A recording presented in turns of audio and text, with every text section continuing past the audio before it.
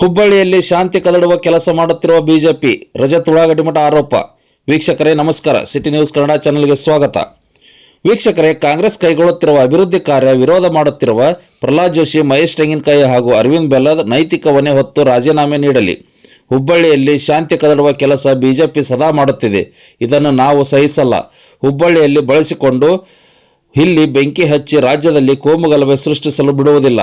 ನಮ್ಮ ಹುಬ್ಬಳ್ಳಿ ಯಾವುದೇ ರೀತಿ ಬಲಿಪಶು ಆಗಬೇಕಿಲ್ಲ. ಇದು ನಮ್ಮ ಎಚ್ಚರಿಕೆ ಗಂಟೆ ಎಂದು ರಜತ್ ಉಳ್ಳಾಗಡ್ಡಿಮಠ ಅವರು ಹೇಳಿದರು. ಶಾಂತಿಯನ್ನು ಕದಡುವಂತ ಕೆಲಸ ಇವತ್ತು ಮಾಡಿ ತೊಡಗಿದೆ. ವಿಶೇಷವಾಗಿ ಹುಬ್ಬಳ್ಳಿಯ ಶಾಂತಿ ಭಗ್ನ ಮಾಡುವ ಮುಖಾಂತರ ರಾಜ್ಯದಲ್ಲಿ ಅಧಿಕಾರಕ್ಕೆ ಬರಬೇಕನ್ನುವಂತ ಹುನ್ನಾರ ಭಾರತೀಯ ಜನತಾ ಪಾರ್ಟಿದಾಗಿದೆ.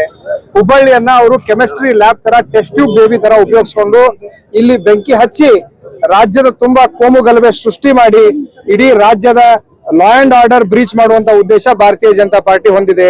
ಈ ಹಿಂದೆ ಜಗದೀಶ್ ಶೆಟ್ಟರು ಈ ಭಾಗದ ಶಾಸಕರಿದ್ದಾಗ ಅವರ ಅನುದಾನದಲ್ಲಿ ಅದೇ ಭಾಗದಲ್ಲಿ ಅಭಿವೃದ್ಧಿ ಕಾರ್ಯ ಮಾಡಿದ್ದಾರೆ.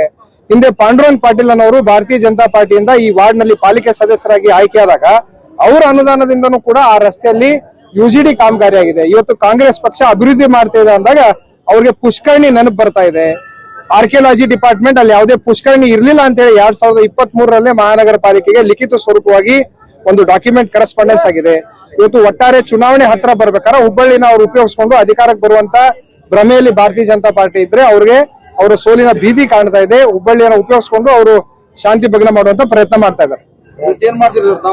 ಇವತ್ತು ನಾವು ಸಾಂಕೇತಿಕವಾಗಿ ಹೋರಾಟ ಮಾಡಿ ಅವ್ರಿಗೆ ಎಚ್ಚರಿಕೆ ಗಂಟೆನ ಕೊಡ್ತಾ ಇದೀವಿ. ಈ ರೀತಿ ಮಾಡ್ಕೊಂಡು ಹುಬ್ಬಳ್ಳಿಯನ್ನ ಬಲಿಪಶು ಮಾಡ್ಬೇಡ್ರಿ. ಹುಬ್ಬಳ್ಳಿಯನ್ನ ನಾವು ವಾಣಿಜ್ಯ ನಗರಿ ಅಂತ ಕರಿತೀವಿ. ಉತ್ತರ ಕರ್ನಾಟಕದ ಎಲ್ಲಾ ಜಿಲ್ಲೆಗಳು ವಾಣಿಜ್ಯಕ್ಕೆ ಹುಬ್ಬಳ್ಳಿ ಮೇಲೆ ಅವಲಂಬಿತರಾಗಿದ್ದಾರೆ. ಇಲ್ಲಿ 1 ದಿನ ಬಂದು 2 ದಿನ ಬಂದು ಕರ್ಫ್ಯೂ ಆತಂತಂದ್ರೆ ನೇರವಾಗಿ ರಾಜ್ಯದ GDPಗೆ ಹುಬ್ಬಳ್ಳಿಯ ವ್ಯಾಪಾರಕ್ಕೆ ಹೊಡ್ತಾ ಬೀಳುತ್ತೆ. ಈ ರೀತಿ ಕೆಲಸ ನೀವು ಮಾಡ್ಬೇಡ್ರಿ. ಇನ್ನು ಉಮಾಭಾರತಿನ ಕರ್ಕೊಂಡ್ಬಂದು ನೀವ್ ಏನ್ ಮಾಡಿದ್ರಿ ನಾವೆಲ್ಲ ಸಾಕ್ಷಿ ಇದೀವಿ. ಅಶೋಕ್ ಸಿಂಗಲನ್ ಕರ್ಕೊಂಡ್ಬಂದು ಏನ್ ಮಾಡಿದ್ರಿ ನಾವು ಸಾಕ್ಷಿ ಇದೀವಿ. ಇವತ್ತು ಪ್ರಮೋದ್ ಮುತಾಲಿಕ್, ಮಹೇಶ್ ತೆಂಗಿನಕಾಯಿ ಬಿಟ್ಟು ಏನ್ ಮಾಡತ್ರಿ ಅದಕ್ಕೆ ನೀವೆಲ್ಲರೂ ನೋಡಿದೀವಿ. ನಮ್ದು ಒಂದೇ ಆಗ್ರಹ, ಪ್ರಮೋದ್ ಮುತಾಲಿಕ್ರನ್ನ ಈ ರಾಜ್ಯ ಈ ಕರ್ನಾಟಕದಿಂದ ಅವ್ರನ್ನ ಗಡಿಪಾರ್ ಮಾಡ್ಬೇಕು. ವಿಶೇಷವಾಗಿ ಧಾರವಾಡದಲ್ಲಂತೂ ಅವ್ರನ್ನ ಕರೆಸಲೇಬಾರದು.